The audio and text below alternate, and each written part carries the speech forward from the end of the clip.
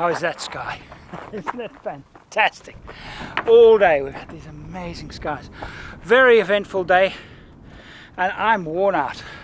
I'm in California's Death Valley National Park. It's daybreak at Tea Kettle Junction. Travelling with Gwyn and a close friend, Jeremy James, we've been experiencing everything Death Valley has to offer. Fantastic, fantastic day, and culminating in Tea Kettle Junction. It's history, challenging passes, huge skies, hot springs, I'm not expecting this to be overly refreshing, and moving rocks, or in our case, a stubborn rock. Tomorrow we are going to have a look at a few of the touristy spots of Death Valley. Most people that come to Death Valley, that's what they know of it. That's what they remember. That's Death Valley to them. But of course, to us, it's been something very, very different.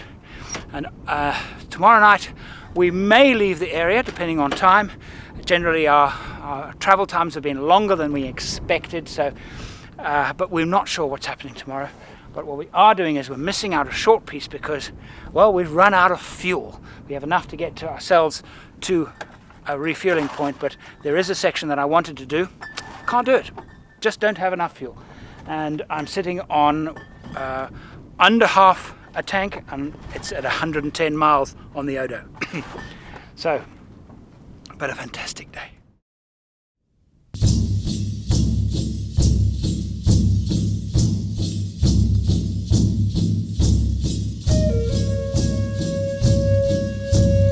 First of the tourist spots we're going to visit is this one. This is the Ubi-Hibi crater. Actually only about 2,000 years old. And it was a significant event here and in this area that is actually part of why Death Valley looks like it does today. Only 2,000 years ago, this was a massive a bubble of hot steam and gas that exploded. So it's not a meteorite crater, it's a volcanic crater. And it is, I can see why now. There's a parking lot here. This is one of the most popular spots in Death Valley for regular visitors.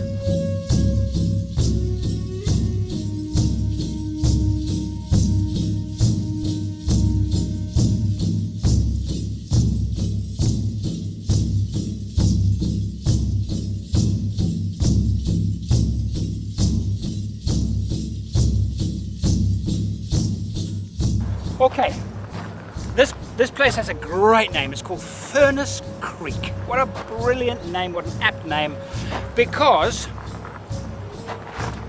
well, we're going to stay here the night, but before we go to our camping spot, we are going to the hottest place on earth, and we're doing it on purpose. So now, we're going to a place called Badwater Basin. It is the point in Death Valley that all tourists want to visit. I want to visit for a few reasons, and I think the main one is that it is the hottest place on Earth. The hottest temperature ever recorded on this planet was recorded at Badwater Basin. And one of the reasons it's so hot is because it is so far below sea level. This is my first ever experience below sea level. And when we get there, I'll tell you how hot it is. It's May, it's going to be hot, but not that hot.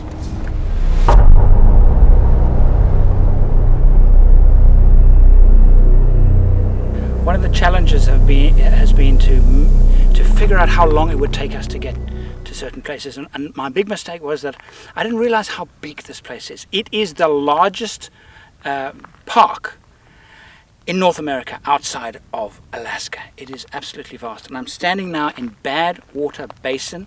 It is well over 200 feet below sea level, and in the distance, the valley that this area gets its name. The hottest place ever recorded on Earth was recorded right here. And right now, it's pretty close to that, so I'm not going to stick around.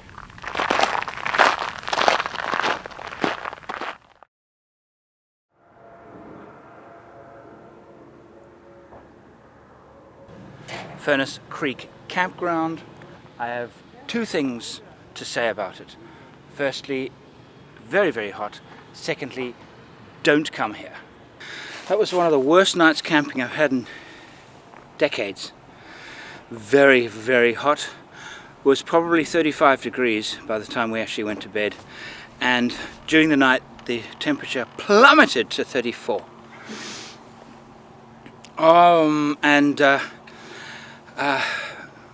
What astonished me is that we arrived here, we've been in the wild for 4 nights, we're a bit grubby, we're a bit dirty, come here, and one of the main reasons why you come to a camping site that is established is that there will be services like a shower. This camping site goes on for half a kilometre at least that way, and a third that way. During high season, how many people would be camping here? 1,000? Probably not far off. How many showers serve 1,000 people? 2. And it's half a kilometre that way. It's a half a kilometre walk that way.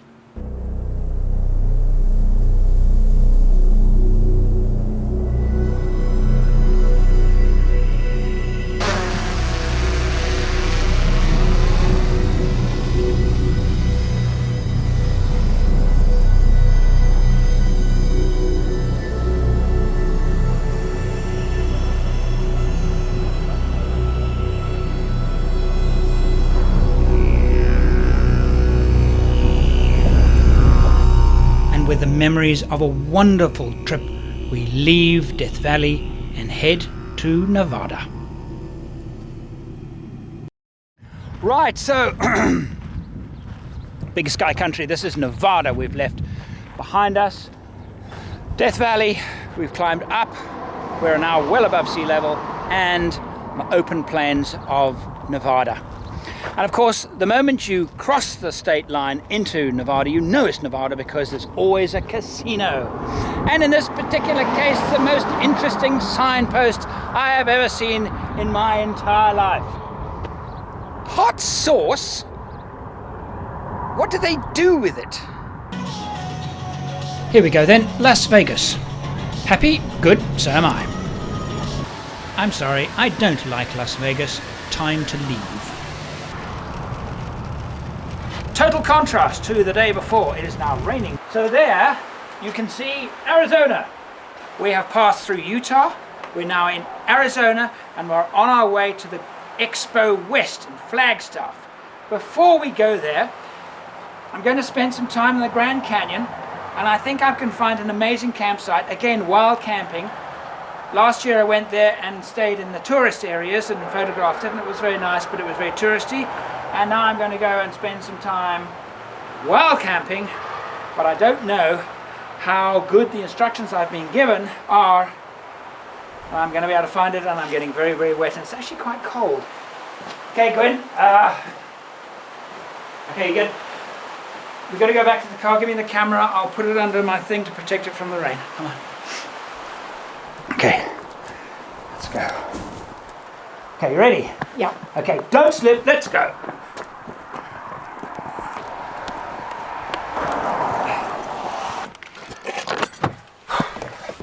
This is where local knowledge really pays dividends. I was told about this beautiful place right on the edge of Grand Canyon, just before the Grand Canyon National Park. We just entered the national park and we saw campsite full. But the idea of going into a campsite full is just nightmare time. And you see people have just pulled over and camped. That's the beauty. Amazing contrast. In altitude, we are at about 9,000 feet. Day before yesterday, we were at under 200 feet below sea level. Again, extremes over very, very short distances. We might find that all of those people like us have arrived campsite full, and they've gone to find alternative places to camp. It'll either be miserable because there'll be hundreds of other people, or it'll be sublimely fantastic right on the edge of the canyon. It'll be one of those two. Okay, look at this. There's a strong, fantastic smell of dampness in the forest.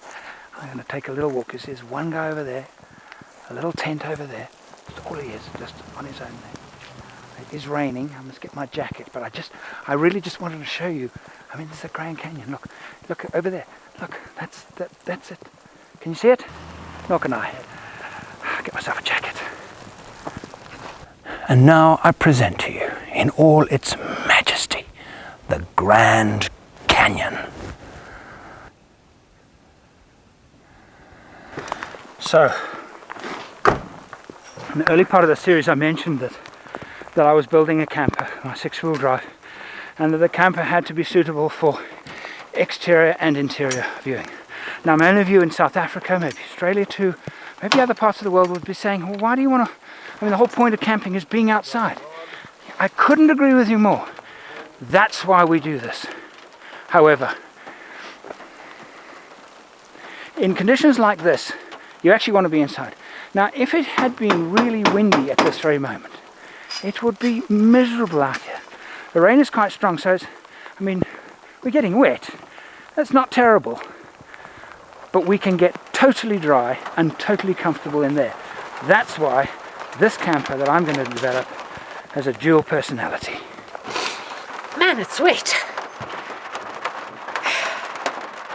So now, your new camper, does this help the design?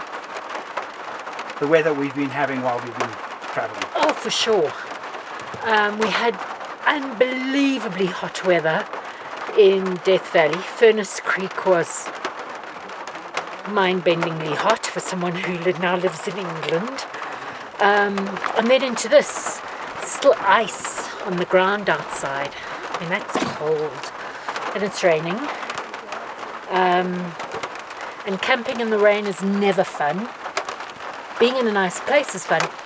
In the rain, not so much. So being able to come inside and be dry and relatively comfortable, cook a meal. Dry socks. Dry socks, yeah, those were washed. Makes a big difference. It really does. I feel so sorry for Jeremy and Ashton. They're outside hoiking up tarpaulins compared to we're in 5-star luxury here.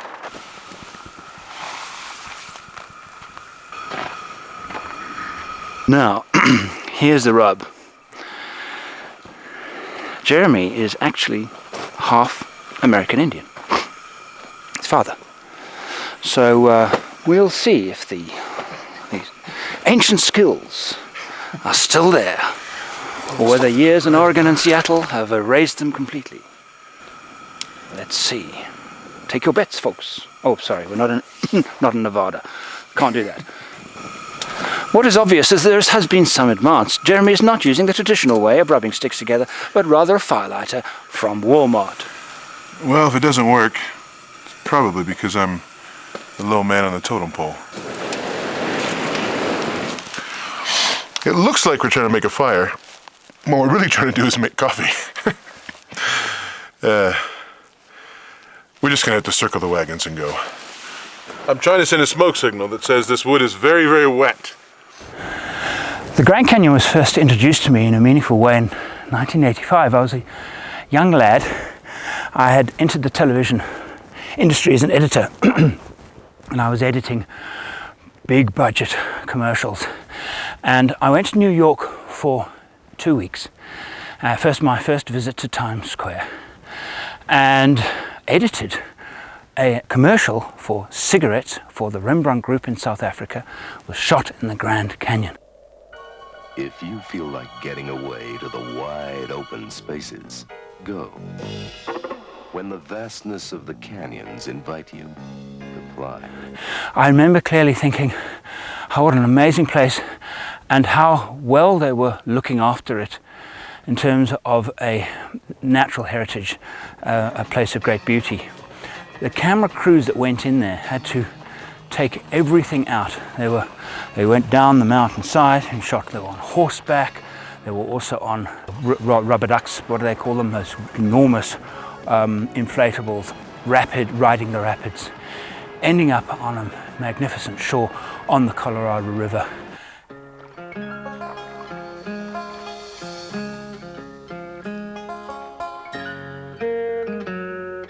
The outdoors.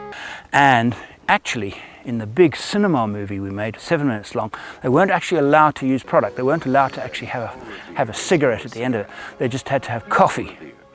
So while it was branded with a cigarette, and the brand was called Paul Revere, it was a South African brand, I think only sold in South Africa, and at the end of it they drank coffee. The shorter versions, they of course had a fag after their adventure. Fag in those days was English colloquialism for cigarette. And that was my first introduction. So this particular part of this adventure is coming to a close. We now go from here to the Expo West in Flagstaff, Arizona. Okay, a little break in the clouds. Now can you see it? No, nor can I, not really. But I'm getting a glimpse. Tomorrow morning, that is going to be unbelievable.